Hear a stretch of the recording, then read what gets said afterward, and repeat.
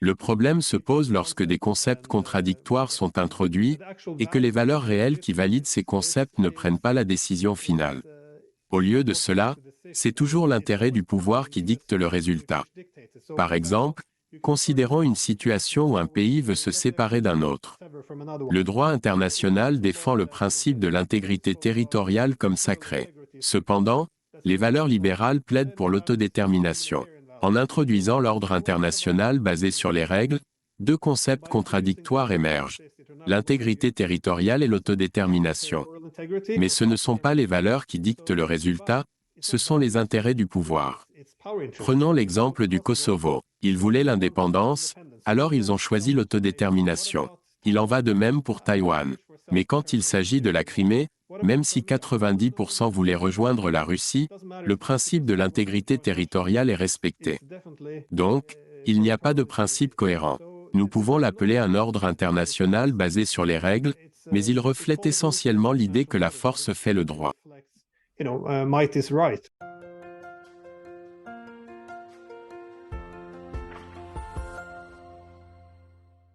D'accord, continuons. Je suis toujours ici avec Glenn Dyson, un érudit norvégien russe et écrivain prolifique. Glenn a tellement écrit qu'il est vraiment difficile de suivre. Par exemple, votre livre le plus récent, intitulé Russophobie, propagande en politique internationale, a été publié l'année dernière. Votre prochain livre, Le racket des think tanks, Gérer la guerre de l'information avec la Russie, doit sortir le 1er octobre de cette année, si je comprends bien. Pourriez-vous nous donner un bref résumé de votre évaluation du racket des think tanks? Je voulais écrire un livre sur les groupes de réflexion car ils jouent un rôle fascinant dans la formation du discours. Cet intérêt a été suscité alors que je travaillais sur un livre sur la propagande. C'est alors que l'importance des groupes de réflexion a vraiment commencé à se démarquer. Les groupes de réflexion ont une longue histoire et ont essentiellement servi de conseillers. Cependant, ils font beaucoup plus que cela. Ils mènent des recherches, rédigent des rapports sur les politiques et servent également de sorte de salle d'attente pour les politiciens qui sont hors de leur fonction. Cela permet à ces politiciens de rester pertinents jusqu'à leur retour au pouvoir. Ce qui est particulièrement intéressant, c'est que depuis les années 70 et 80, l'influence des groupes de réflexion a énormément augmenté. J'ai retracé leur influence sur diverses administrations, par exemple, celle d'Obama. Ces politiques, allant de l'Afghanistan à la Syrie, ont été largement façonnées par les groupes de réflexion.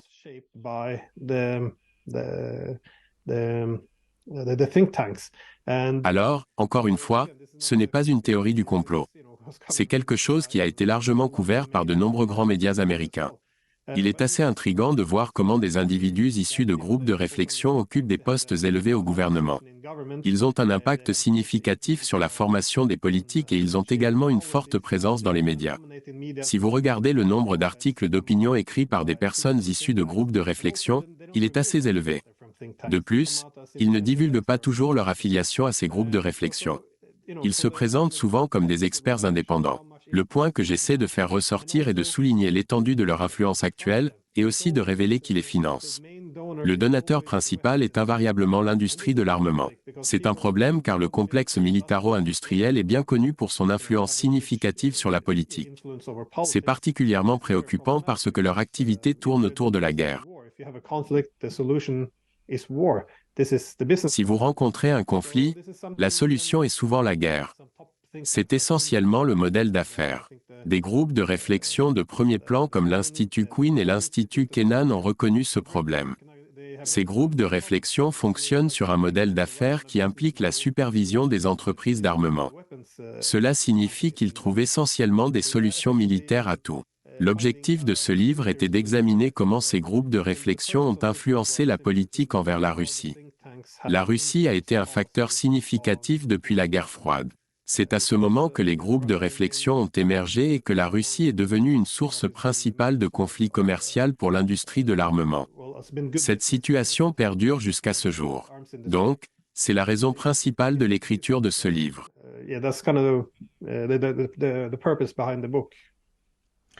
Très bien, je suis impatient de lire cela.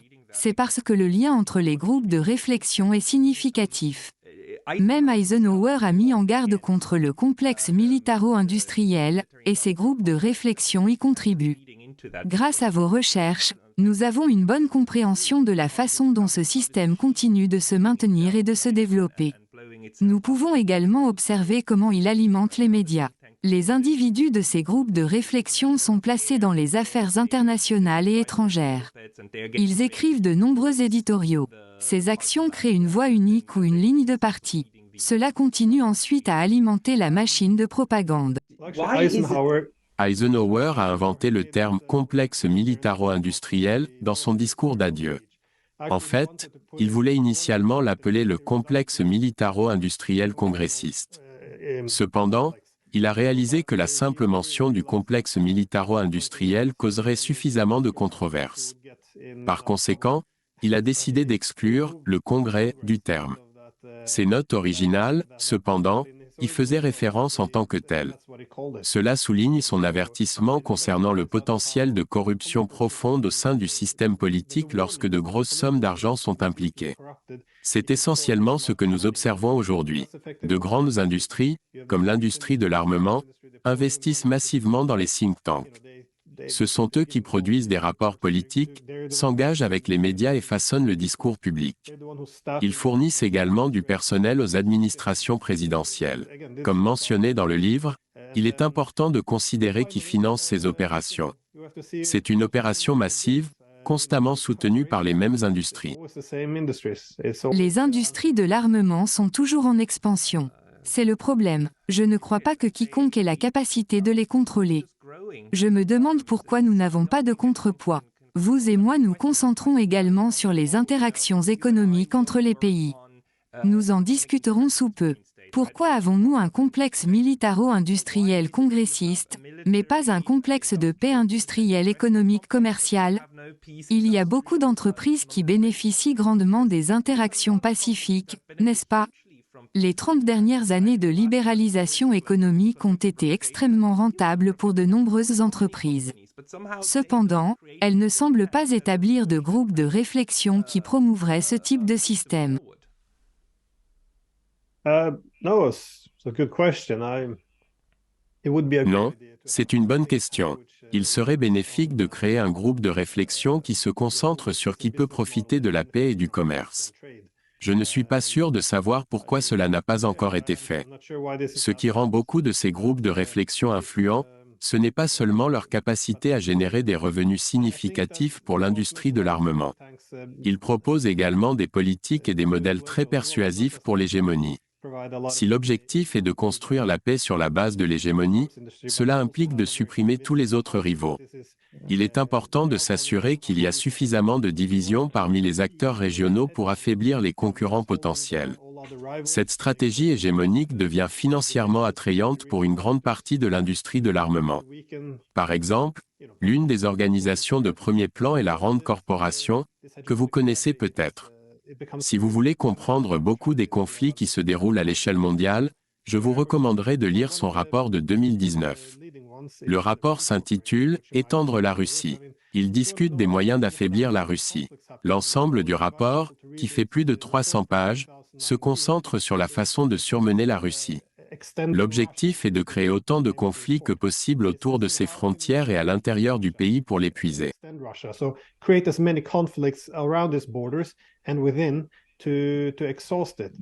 Alors, lorsqu'il revisite l'Ukraine en 2019, il vient avec des suggestions.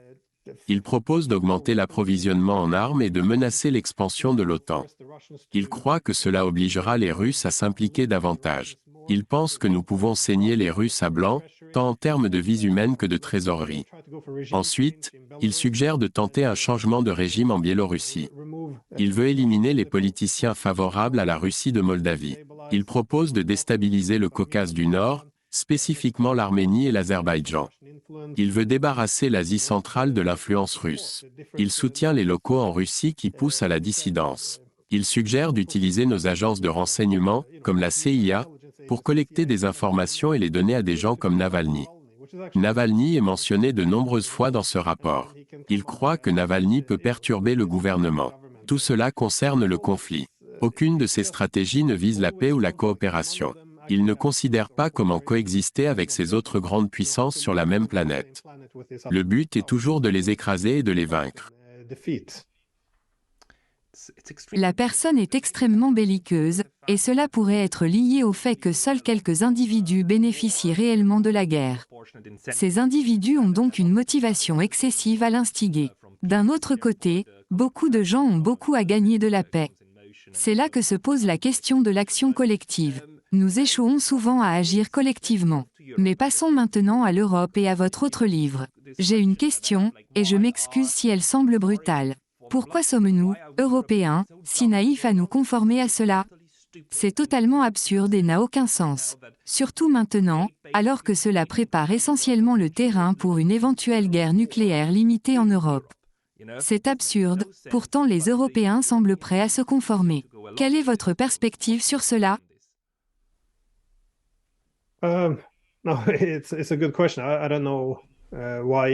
C'est une bonne question. Je ne suis pas sûr non plus. C'est aussi une question très difficile à aborder de nos jours. À mon avis, pour que l'Europe reste pertinente, prospère et sûre, nous devons comprendre comment organiser les relations. Nous avons besoin d'une architecture de sécurité européenne commune. Cela devrait inclure un système qui gère également les relations avec la Russie. L'idée qu'une Europe stable puisse exister tout en excluant complètement son plus grand pays est difficile à croire. Créer ces lignes de démarcation, supprimer tous les États neutres et militariser ces lignes de démarcation ne semble pas être une recette de stabilité. Je ne peux tout simplement pas le voir. Je crois que quelque chose va changer en Europe avec le temps.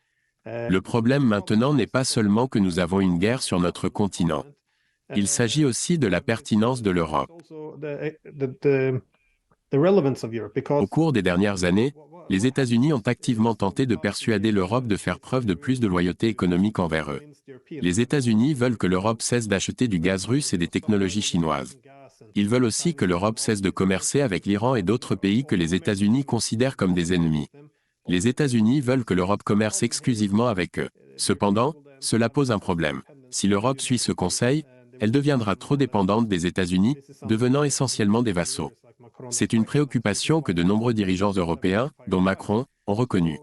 C'est pourquoi il est crucial pour l'Europe de diversifier ses liens. Le même principe s'applique à la Russie. Ils ne veulent pas avoir de conflits excessifs avec l'Europe car cela les rendrait trop dépendants de la Chine. Par conséquent, il est dans l'intérêt de tous en Europe d'éviter de raviver une guerre froide sur notre continent. Malgré cela, il semble que nous nous dirigions dans cette direction. Je crois que nous avons été initialement quelque peu attirés par le concept d'hégémonie. Souvenez-vous qu'après la guerre froide, nous avons réellement conclu des accords avec les Russes. La Charte de Paris pour une nouvelle Europe en 1990 en est un bon exemple. Elle était très explicite. C'était un pacte de sécurité qui reconnaissait notre engagement envers une sécurité indivisible. Il stipulait qu'un côté ne devrait pas renforcer sa sécurité aux dépens de l'autre. Nous devions avoir une égalité souveraine et une Europe sans ligne de démarcation. Nous avons convenu de ces points. Ce sont ces principes qui ont été à la base en 1994 également, lorsque nous avons créé l'Organisation pour la sécurité et la coopération en Europe. Les mêmes principes s'appliquaient: sécurité indivisible, pas de ligne de démarcation, et égalité souveraine.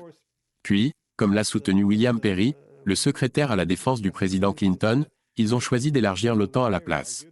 Cette décision a été prise simplement parce que la Russie était faible à l'époque. Nous pensions que nous pourrions établir notre propre Europe sans impliquer les Russes, sans avoir besoin de tenir compte de leurs opinions. Il a fait valoir que tout le monde dans l'administration Clinton savait que leurs actions aliéneraient la Russie et causeraient des conflits. Cependant, dans les années 90, il semblait que la Russie deviendrait insignifiante. Donc, il ne se souciait pas de l'opinion de la Russie. C'est ce que disaient les propres gens de Clinton. Nous sommes confrontés à une décision. Choisissons-nous une architecture de sécurité inclusive qui dépend de la coopération et inclut la Russie? Ou visons-nous une hégémonie totale? C'est ce qu'implique l'expansion de l'OTAN. Si nous étendons l'OTAN, nous déplaçons simplement les lignes de démarcation. Nous renforçons notre sécurité au détriment de la sécurité de la Russie. De plus, le principe de l'égalité souveraine est ignoré. Maintenant, nous pouvons promouvoir la démocratie, nous immiscer dans les affaires intérieures d'autres pays et mener des interventions humanitaires. Nous pouvons même séparer des territoires d'autres pays, comme nous l'avons fait au Kosovo, en dehors du droit international. Nous pouvons porter atteinte à la souveraineté des autres, mais ils ne peuvent pas faire de même avec nous. Tous ces principes clés ont disparu. La raison en est notre structure sécurisée centrée sur l'OTAN et une Europe qui n'inclut pas la Russie. Beaucoup de gens ont prédit ce conflit il y a longtemps, mais pas tout le monde. Je crois que les Européens ont probablement été attirés par le concept d'hégémonie libérale. C'est parce qu'avec un seul centre de pouvoir, il n'y aura pas d'anarchie internationale ou de rivalité entre grandes puissances. De plus, avoir un seul centre de pouvoir offre la possibilité de promouvoir les valeurs démocratiques libérales. Les idées de paix perpétuelle et d'autres idéaux étaient très séduisantes. Maintenant, nous devons reconnaître que nous avons commis des erreurs significatives au cours des 30 dernières années. Cependant, je ne pense pas que nous soyons tout à fait prêts à le faire encore. But it requires so much ignorance, not ignorance, because ignorance is like not knowing something. But Nous sommes tenus d'ignorer tant de choses, non pas par ignorance, car l'ignorance implique un manque de connaissances. Ce qu'on nous demande actuellement de faire, c'est de négliger activement toute l'hypocrisie dans le discours. On s'attend à ce que nous ignorions la situation au Kosovo et comment elle viole le droit international. Nous sommes censés ignorer le fait qu'un tiers de la Syrie est occupé par des troupes américaines. On s'attend également à ce que nous ignorions qu'Israël occupe le plateau du Golan en violation du droit international, et que la reconnaissance de cela par les États-Unis est une autre violation du droit international. Il y a tellement d'exemples. On s'attend à ce que nous ignorions sciemment le fait que Julian Assange est torturé à mort au Royaume-Uni à la demande des États-Unis, alors que le président américain déclare que la liberté de la presse en Russie et en Chine est la chose la plus importante au monde. Je me demande combien de temps cela peut continuer car c'est maintenant si flagrant. By now it's so blatant. Oui, mais je crois que la propagande joue un rôle significatif. Considérez les attitudes actuelles envers la Chine. La Chine était autrefois considérée comme un grand exemple de développement. Ils ont sorti des centaines de millions de personnes de la pauvreté. Ils étaient censés être nos alliés. Puis, Trump a initié une guerre économique contre eux. Les gens étaient confus et contrariés, se demandant pourquoi il faisait cela. Puis, la propagande a été intensifiée à plein régime. J'ai un étudiant en doctorat qui étudie le discours sur la Chine. Aux États-Unis, il ne se réfère plus à elle comme la Chine, mais comme le Parti communiste. Ils étaient toujours communistes et il y avait toujours des problèmes humanitaires en Chine. Rien de tout cela n'est nouveau. Ce qui est nouveau, c'est le changement complet de discours. Ils ont réussi à faire évoluer l'opinion publique. Maintenant, la majorité a une vision négative de la Chine. Donc, leur mission est accomplie. Oui, très certainement. Cela me mène à un autre sujet de votre livre, qui est excellent et que je recommande à tout le monde. Le livre s'intitule « L'Europe en tant que péninsule occidentale de la Grande Eurasie ». Vous soulignez que l'Eurasie est une seule et même masse continentale continue. C'est un fait que beaucoup d'Européens négligent, croyant que l'Asie est de l'autre côté du monde. En réalité, l'Europe est reliée à l'Asie. Vous soulignez également le rôle significatif de la géoéconomie. Si je comprends bien, votre analyse suggère que lorsque nous passons d'un système établi par un hégémon, axé sur le libre-échange et la libéralisation économique mondiale, à un système de renationalisation du bloc, excluant tous les autres, c'est le moment où le sommet a été atteint. C'est aussi à ce moment que l'hégémon commence à décliner. Pourriez-vous d'abord expliquer le concept de géoéconomie, puis approfondir cette partie de votre analyse? La géoéconomie se concentre essentiellement sur l'influence économique plutôt que sur la puissance militaire et le territoire. C'est de là qu'une quantité significative de pouvoir provient. Dans les discussions sur l'économie politique, il y a souvent un fort biais libéral. Ce biais suppose que tout tourne autour du gain absolu. Par exemple, si le PIA et le PIB coopèrent et deviennent plus interdépendants, on suppose que cela conduira naturellement à la paix.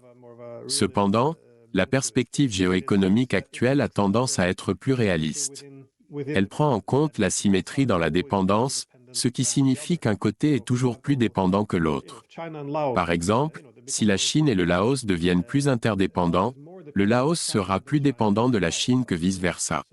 Cette interdépendance asymétrique peut être traduite en influence politique.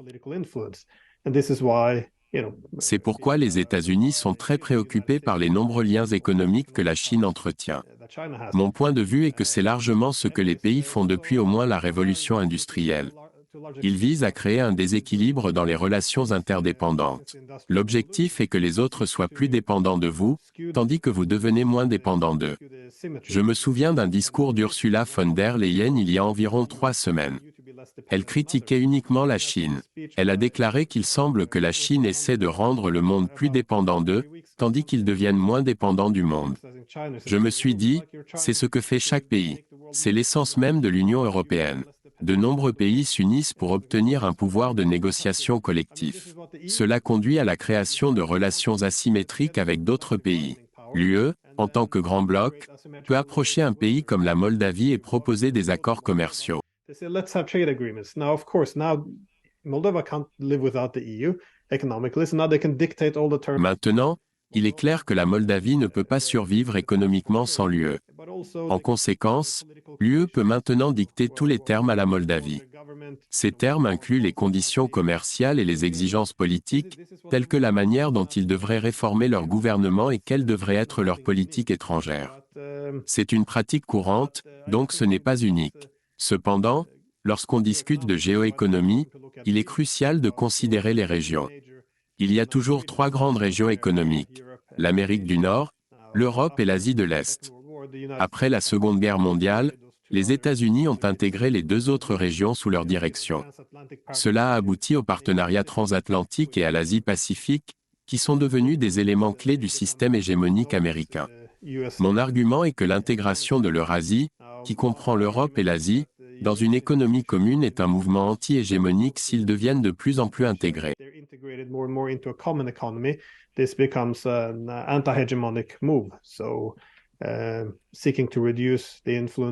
La Chine cherche activement à réduire l'influence des États-Unis. C'est parce que l'économie croissante de la Chine est perçue comme une menace par les États-Unis, qui pourraient tenter de diminuer sa taille. Vivre en Asie devient de plus en plus difficile pour la Chine en raison de ces circonstances. La Russie trouve également cette situation attrayante. Ils sont en périphérie de l'Europe et ne sont pas profondément intégrés en Asie.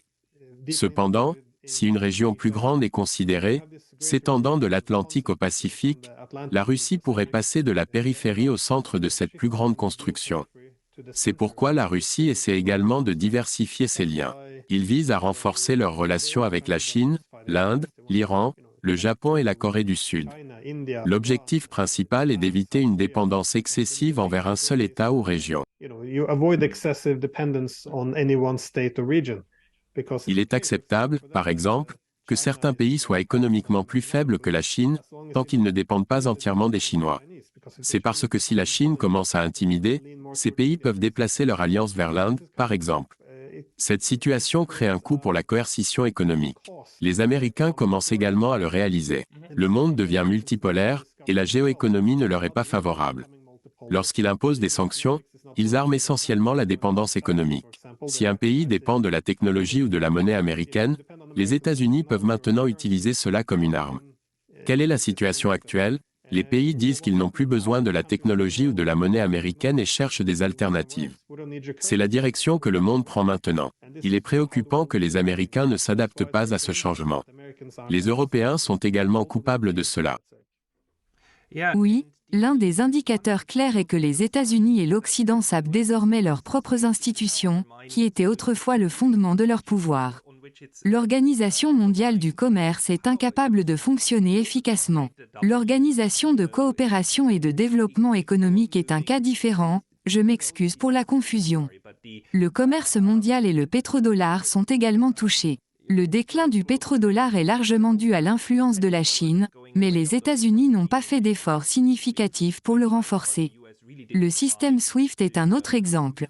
Les États-Unis l'ont essentiellement abandonné dans une tentative de nuire à la Russie, mais cette tactique ne peut être utilisée qu'un certain nombre de fois.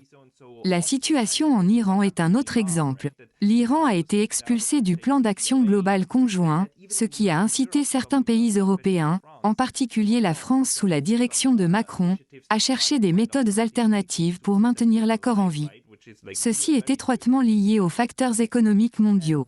Il semble que nous soyons en train de passer à un monde multipolaire.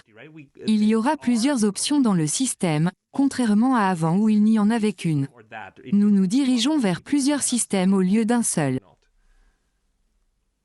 Absolument, et je pense que l'échec de la réforme est un problème significatif. Ce système a été établi aux États-Unis après la création des institutions de Bretton Woods après la Seconde Guerre mondiale. Les États-Unis étaient au centre de ce système, avec des banques de développement, une monnaie et des technologies de pointe toutes américaines. Le problème maintenant est qu'avec l'émergence de la multipolarité, ces institutions doivent être réformées ou elles deviendront obsolètes. Prenons l'exemple de la Chine. Ils voulaient plus de représentation au FMI à mesure que leur économie grandit. Ils ont demandé aux États-Unis une réforme et plus de droits de vote. Cependant, les Américains ont refusé parce qu'ils veulent toujours un monde unipolaire. Mais quelle est la conséquence? Si ces institutions ne reflètent plus la répartition réelle du pouvoir international, elles perdent leur influence. Alors, si vous voulez les réformer, nous créerons de nouvelles institutions. En 2015, les Chinois ont lancé la Banque asiatique d'investissement pour les infrastructures. Cela a été vu comme un rival du FMI. Les Américains ont dit à tous leurs alliés de ne pas rejoindre cela et de les isoler. Cependant, tous leurs principaux alliés, à l'exception du Japon, ont rejoint. Après cela, Madeleine Albright a déclaré qu'ils avaient essayé d'isoler la Chine mais ont fini par s'isoler eux-mêmes. C'est ce qui se passe dans un monde multipolaire. Si vous essayez d'utiliser une coercition économique excessive pour affaiblir les rivaux, ce n'est plus fiable. Cela peut être vu dans tous les instruments de pouvoir géoéconomique que les Américains utilisent. Ils les utilisent à un tel point qu'ils se nuisent à eux-mêmes. Alors, les gens pensent souvent que je fais un argument contre l'Amérique. Je préviens que c'est autodestructeur car ils essaient d'utiliser leur leadership technologique pour punir la Chine. Ils refusent l'accès à des technologies clés. Il y a juste 2 jours, le New York Times a publié un article confirmant que la Chine réussit maintenant à réformer toute son industrie des semi-conducteurs. Ils réduisent leur dépendance envers l'Amérique et Taïwan. Donc, ils n'ont plus besoin de ces technologies. De plus, les Américains contrôlent les principales voies de transport dans le monde. Donc, si vous voulez un transport fiable, par exemple, pour éviter que vos envois ne soient pris dans des points d'étranglement américains, vous devez également vous conformer aux États-Unis. Cependant, la Chine a investi des billions de dollars dans les initiatives de la ceinture et de la route, et d'autres pays ont suivi l'exemple. Vous savez, ce n'est pas seulement eux. Nous voyons aussi les Indiens et les Russes le faire. Partout en Eurasie, ils trouvent des corridors de transport alternatifs. Il y en a aussi un nouveau, le corridor Russie-Iran-Inde, qui est complètement hors de contrôle des États-Unis. Les Russes incluent même les Chinois dans l'Arctique. Ils trouvent ces nouveaux corridors de transport parce qu'ils ne veulent pas dépendre de ceux sous contrôle américain. Après tout, pourquoi voudraient-ils être vulnérables? Il y a ensuite les banques, les devises et le SWIFT. Ils ont même pris de l'argent de la Banque centrale russe. Cela ne s'est jamais produit auparavant. Ils ont également pris de l'argent de l'Afghanistan. Oui, c'est correct. Cependant, vous ne pouvez pas faire cela à répétition. Vous pouvez abuser légèrement de votre pouvoir structurel jusqu'à ce qu'il s'effondre. Il me semble qu'il s'effondre maintenant sur plusieurs fronts. Par exemple, même la visite de Macron en Chine devrait servir d'avertissement significatif, un grand drapeau rouge. Elle a été perçue comme un grand drapeau rouge. C'est pourquoi la propagande est si intense. Mais le consensus en Europe pourrait être fragile, pas nécessairement en train de se briser, mais fragile. Non, je ne pense pas, car les intérêts ne sont pas les mêmes. De plus, l'Europe s'éloigne progressivement des États-Unis. C'est parce que, à mesure que le pouvoir économique se déplace vers l'Asie, les intérêts des États-Unis seront davantage concentrés sur l'Asie. Ses priorités et ses ressources seront dirigées vers l'Asie. Par conséquent, les États-Unis seront moins intéressés par l'Europe. Cependant, alors que les États-Unis ont moins à offrir à l'Europe et montrent moins d'intérêt pour l'Europe, ils exigent davantage des Européens. Les États-Unis disent à l'Europe d'être plus loyale, surtout avec l'émergence de tous ces nouveaux centres économiques. Ils disent, ne traitez pas avec les Chinois ou les Russes ou toute personne qui est en concurrence avec l'Amérique. Restez fidèles à nous. Donc, les États-Unis offrent moins mais exigent davantage de l'Europe. Cette relation commence à subir des tensions.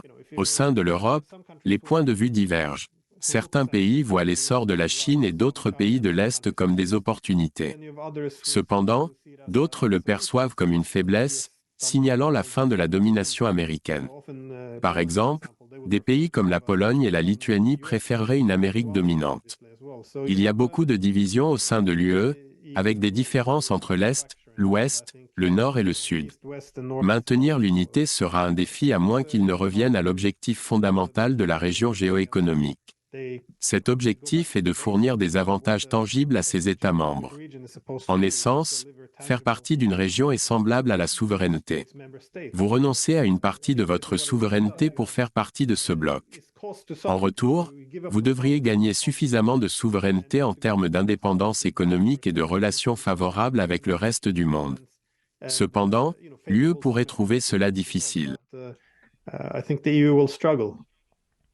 L'UE est en difficulté et est menacée par son manque de cohérence. Nous pouvons clairement voir qu'elle n'est pas cohérente. Parmi tous les grands acteurs, tels que la Chine, la Russie, l'UE et les États-Unis, l'Union européenne est celle qui est la plus susceptible de se désintégrer ensuite. C'est parce que c'est une communauté si faiblement connectée. D'autre part, nous assistons également au réarmement et à la remilitarisation de l'Allemagne et du Japon. Pour moi, cela semble être un mouvement autodestructeur. Ces géants potentiellement remilitarisés pourraient ne pas être ce que nous imaginons qu'ils seront dans 20 ou 30 ans. Aujourd'hui, tout le monde applaudit et dit qu'ils prennent enfin les devants. Oui, ils peuvent le faire et ils le feront pendant un certain temps, jusqu'à ce qu'ils ne le fassent plus.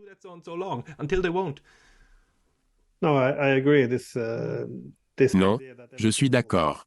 L'idée que tout restera pareil est incorrecte. L'Allemagne que nous avons connue ces 30 dernières années a, je crois, atteint sa fin. Il ne s'agit pas seulement d'économie. Il ne s'agit pas seulement des ambitions de l'Allemagne à devenir une puissance militaire. Le pays est également devenu très optimiste à bien des égards. C'est parce qu'il est devenu un géant économique massif. Les gens pensaient autrefois que la sécurité ne signifiait pas nécessairement la puissance militaire. Maintenant, il pourrait basculer vers un autre extrême. Je ne suis pas certain, mais cela pourrait arriver. Je pense également que la stabilité politique en Allemagne fait partie de la raison pour laquelle les gens se sentent à l'aise avec l'idée qu'elle acquiert plus de puissance militaire. Ils sont stables et semblent sensés. Cependant, souvenez-vous que le modèle allemand a bien fonctionné parce qu'il avait un système économique solide pour le soutenir. Il a profité de ce boom économique. De plus, il a de nombreuses industries énergivores. Il obtient de l'énergie bon marché de la Russie, ce qui l'a aidé à devenir une force motrice pour l'Europe. Mais maintenant, en se coupant de l'énergie russe, leurs industries énergivores s'effondrent les unes après les autres. Leur économie va beaucoup souffrir, et ce n'est pas une situation temporaire. Les Russes n'ont pas vraiment une forte envie de revenir de manière significative. C'est l'un des principaux problèmes du conflit en Ukraine et du basculement vers l'Asie. C'est un changement permanent. Cependant, je crois que sans cette énergie et ces ressources bon marché, la situation va s'aggraver. Les Russes avaient l'habitude d'envoyer des ressources énergétiques bon marché à l'Allemagne. L'Allemagne, à son tour, produisait beaucoup de biens et les exportait vers la Russie. Ce marché a maintenant disparu. Ils ne reçoivent plus l'énergie bon marché et ils n'ont plus ce grand marché pour leurs produits. Donc, je pense qu'à mesure que l'Europe, y compris l'Allemagne, commence à lutter, et que la Russie et l'Amérique perdent de l'intérêt pour l'Europe, l'Europe ne restera pas le lieu stable qu'elle était autrefois. Par conséquent, choisir ce moment de l'histoire pour encourager l'Allemagne à s'armer pourrait être une décision que nous pourrions regretter. Je le regrette déjà. Avant de vous laisser partir, j'ai une dernière question. Vous avez mentionné que le déplacement de la Russie vers l'Est est permanent. J'ai eu un autre chercheur, Yu Bin, ici qui est en désaccord total avec l'idée que la Russie et la Chine sont en alliance. Dans votre livre et d'autres articles, vous utilisez constamment le terme « partenariat ». Croyez-vous que les Russes et les Chinois se rapprocheront? Ils doivent se méfier l'un de l'autre, n'est-ce pas? Les deux nations ont une mémoire historique et sont conscientes que leur relation a connu des hauts et des bas. Comment percevez-vous la relation entre la Russie et la Chine? Je ne crois pas que les Russes et les Chinois veuillent qualifier leur relation d'alliance. C'est parce qu'une alliance implique généralement deux pays travaillant ensemble contre un troisième, comme c'est courant dans les alliances militaires. Cela implique que leur partenariat est basé sur un adversaire externe, dans ce cas, les États-Unis. Cependant, ils soutiennent que leur relation est plus qu'un simple partenariat. Ils visent à construire une nouvelle structure économique internationale. Cela comprend la création de nouveaux centres technologiques, de corridors de transport, de banques et de systèmes de paiement. Ils désirent un ordre mondial différent, un ordre mondial multipolaire de Westphalie à l'échelle mondiale. Pour atteindre leurs objectifs politiques et économiques, ils dépendent fortement l'un de l'autre. Les Chinois sont la principale force économique qui peut rendre cela possible. Cependant, les Chinois ne peuvent pas atteindre pleinement leurs objectifs en Eurasie sans les Russes. Alors, ils sont très étroitement liés. La raison pour laquelle les Russes le voient ainsi est parce que, comme je l'ai mentionné plus tôt, ils ont choisi d'abandonner leur rêve d'Europe. Cette décision est intervenue après la fin de la guerre froide lorsque Gorbatchev a introduit l'idée d'une maison européenne commune. Il envisageait une Europe unie et inclusive. Cette idée a ensuite été adoptée par la Russie indépendante et transformée en un projet européen plus vaste. Leur objectif était d'établir une Europe commune. Ils ont fait plusieurs tentatives pendant de nombreuses années. Au départ, ils ont essayé de modeler l'Europe autour de l'OSCE. Cependant, lorsque nous avons décidé d'élargir l'OTAN et de les inviter à nous rejoindre, ils ont dû reconsidérer leur approche. Ils ont proposé de nombreuses idées différentes pour créer une nouvelle Europe. Mais même les plus fervents partisans de cette Europe élargie ont admis en 2014 que c'était une utopie. Ils ont réalisé que ce rêve devait être abandonné. Cette prise de conscience est survenue l'année où l'Occident a renversé le gouvernement en Ukraine.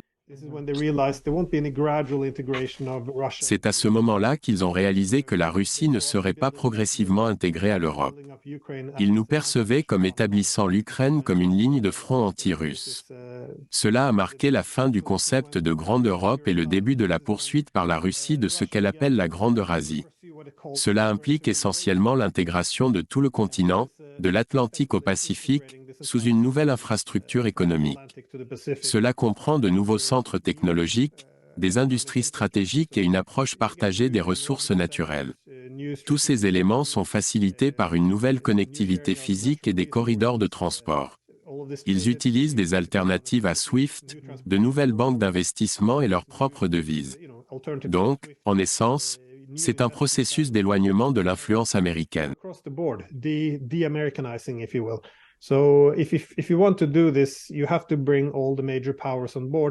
Alors, si vous voulez faire cela, vous devez obtenir l'accord de toutes les grandes puissances. La Russie et la Chine ne peuvent pas faire cela l'une sans l'autre. C'est pourquoi je crois qu'elles resteront de solides partenaires. Cela ne signifie pas qu'elles n'ont pas une histoire troublée ou de la méfiance, mais je pense que leur partenariat ne fera que se renforcer. Une partie de cela est due au fait que la Chine n'a pas encore montré de signe d'ambition HE monique. Les Russes ne seraient pas à l'aise de remplacer leur dépendance excessive envers l'Occident hostile par une dépendance excessive envers une Chine hostile. Par conséquent, ce que la Russie doit vraiment faire, c'est diversifier sa connectivité économique. Cela implique que la Chine est beaucoup plus puissante que la Russie. La Russie peut accepter que la Chine soit en tête, mais ils ne peuvent pas accepter la dominance.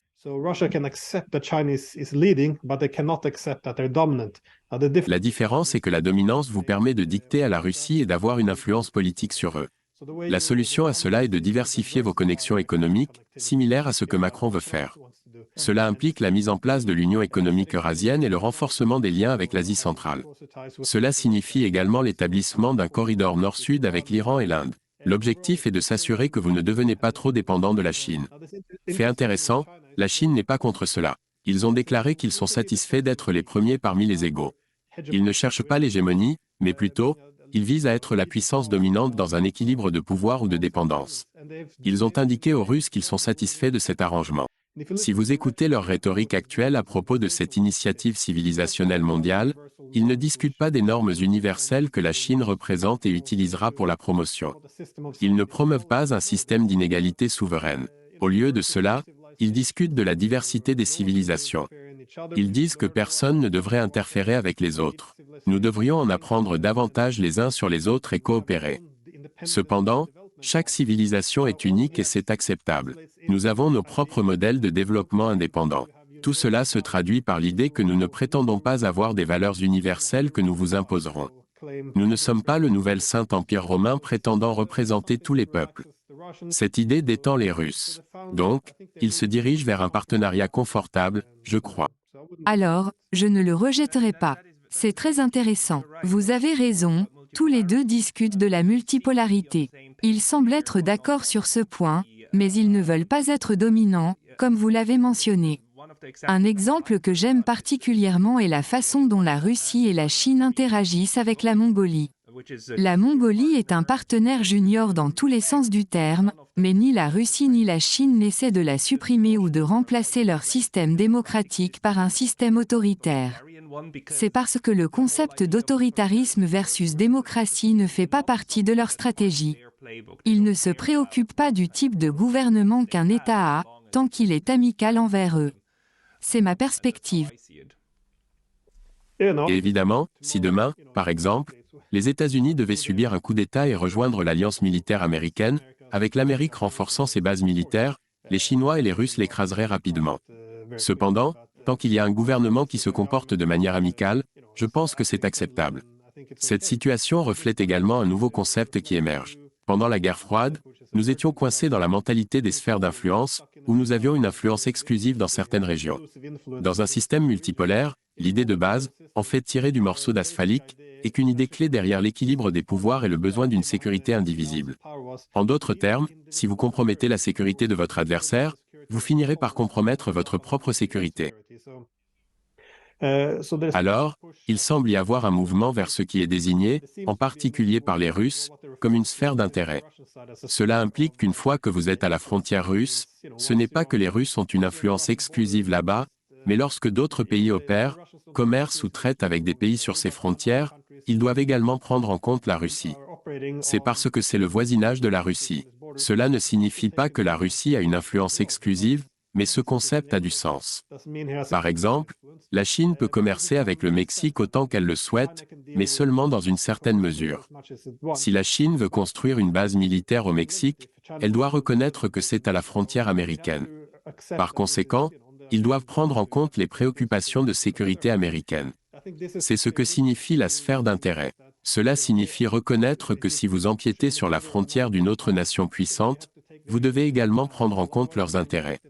Sinon, ils pourraient réagir d'une manière qui compromet votre sécurité. C'est juste du bon sens. Cette logique s'applique également en Mongolie. Si l'un essaie de dominer l'autre, la relation se termine. La partie intéressante est que même les Américains sont d'accord sur ce point. Nous avons de nombreuses déclarations de leur part, même de l'année dernière, affirmant qu'ils soutiennent toujours la doctrine Monroe. Tout le monde en est conscient. Donc, au moins sur ce point, les Américains sont d'accord avec la Russie et la Chine. Ils reconnaissent que les sphères d'intérêt sont réelles, du moins dans leurs actes, sinon dans leurs paroles. Même au Brésil, qui est situé dans le sud, ils ont autorisé un navire de guerre iranien à accoster. Cela a fait perdre la tête à l'établissement politique américain. Ils étaient outrés, demandant « Comment ose-t-il ?» Malgré le fait que le Brésil soit très éloigné des États-Unis, cette action a été jugée inacceptable. De même, la coopération en matière de sécurité entre la Chine et les îles Salomon a également été jugée totalement inacceptable. Cela malgré le fait que les îles Salomon se trouvent de l'autre côté de la planète. Il y a donc cette idée prédominante que les pays doivent respecter l'Amérique lorsqu'ils sont à proximité, mais la même règle ne s'applique pas en sens inverse. C'est le principe auquel je fais référence. Je l'appelle l'inégalité souveraine, ce qui signifie qu'il y a un ensemble de règles pour nous et un autre pour vous. Oui, l'ordre international libéral est la liberté d'un État de dicter ce que tout le monde devrait faire. Oui, mais je soutiens que cela a commencé au moins en 1999.